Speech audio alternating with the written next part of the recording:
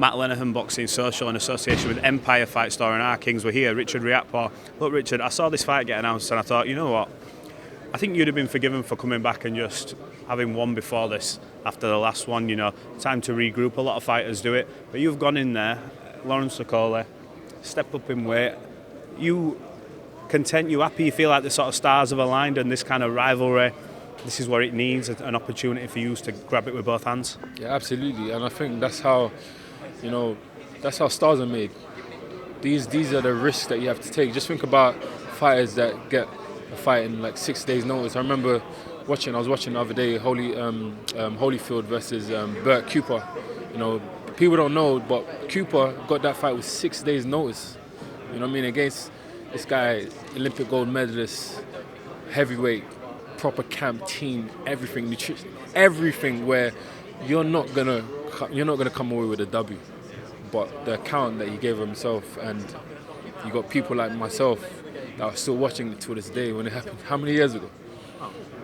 Long before I were even involved in boxing and probably even born sometimes. Got to ask you, so whenever a fighter suffers hardship, defeat, obviously it's a learning lesson, but what have these sort of months been like for you? Have you had to take stock? Have you had to reassess? Is it just one of them you went, happened, part of the journey, whatever? How have you sort of taken it, and what's the process been like to get back to this point? Yeah, it's been tough. It was tough when it first happened. But you know, with these things, it's like you never ever see the benefit, the potential benefits from such a mishap, you know, happening. And it's only until some months went past, spoke to many different people, got advice, and I started to really understand that this is actually a part of the game. You know, everybody has this Mayweather-esque type of mentality where everybody wants to be undefeated, but the reality is life is not like that. You don't win every single fight. You know what I mean? You don't win every single fight, and now everybody's starting to see it with Turkey House Sheikh, him putting all of the best fighters together. Somebody is walking away with an L, and that's it. But now people are not really too fussed about it as much. It's giant. It's the whole perception of it is different. I remember once upon a time it's like, yo, you took an L, he's trash. This fight is trash. Now it's different. It's different. And also, just because you take an L doesn't mean that you could never have beaten that guy. I always think sometimes it just comes down to, well, sometimes it just doesn't click on the night. You sometimes can't always replicate what you've done in the gym, and sparring and fighting is different. And on another day, you know, it might have shone more favourably upon you and you might have got the victory, but look, it's not the end of the road, and you're bouncing back into a fight that really, if you get the victory in this, for both of you, it propels you on to that next level. How much of a buzz is it, knowing that you are literally that victory away, that performance away from, you know, flying high again and sort of getting pushed back into that spotlight? Oh man, it feels like winning the lottery. You know, when you have a ticket, but it's not a ticket where you have the odds of like 1 million people, you know, or 1 million chance of you winning. We got 50-50 chance. Like, it's either you or this person, and you got a ticket. Lands on you, bang.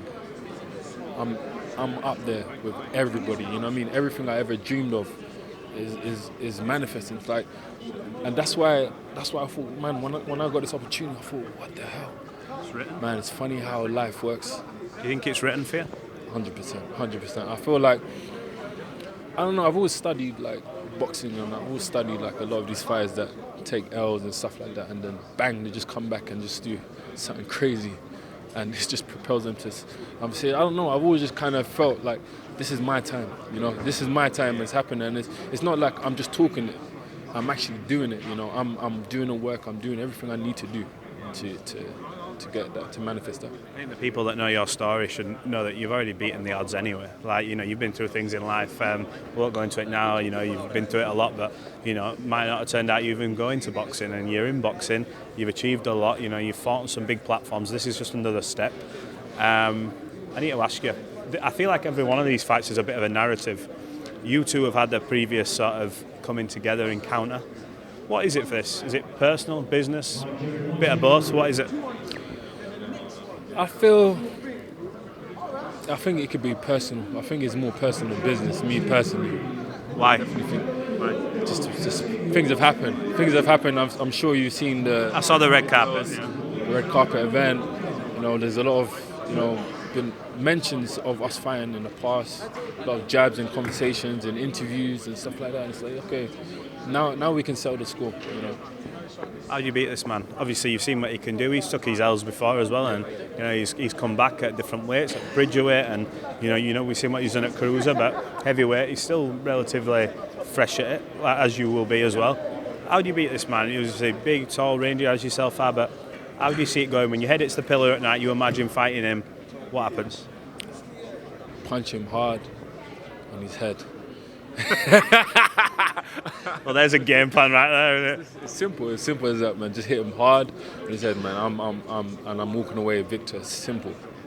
Is your ambition in this game still to become a world champion, still to hit them heights and do that? Or is it more...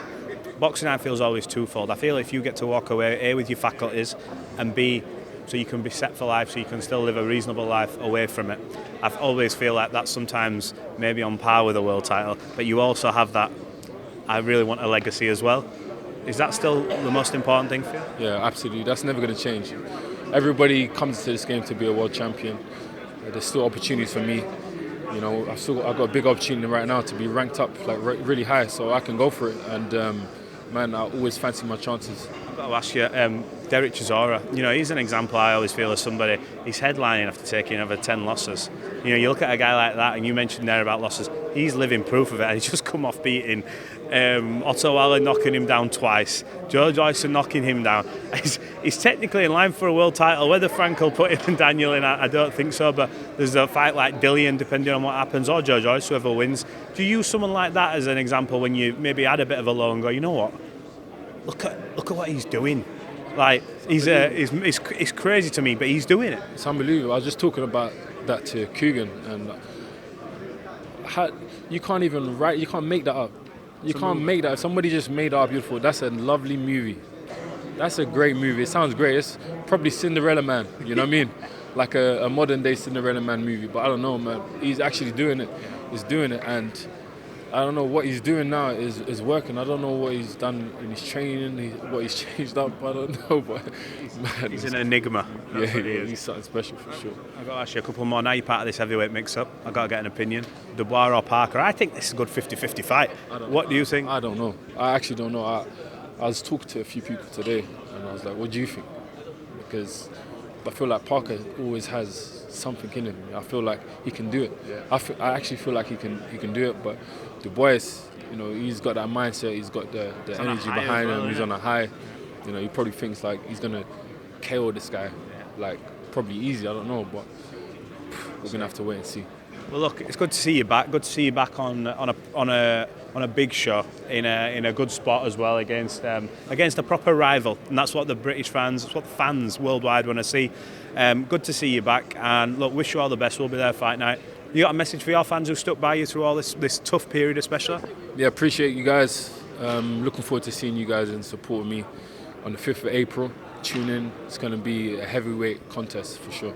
Live on DAZN. Richard, appreciate your time.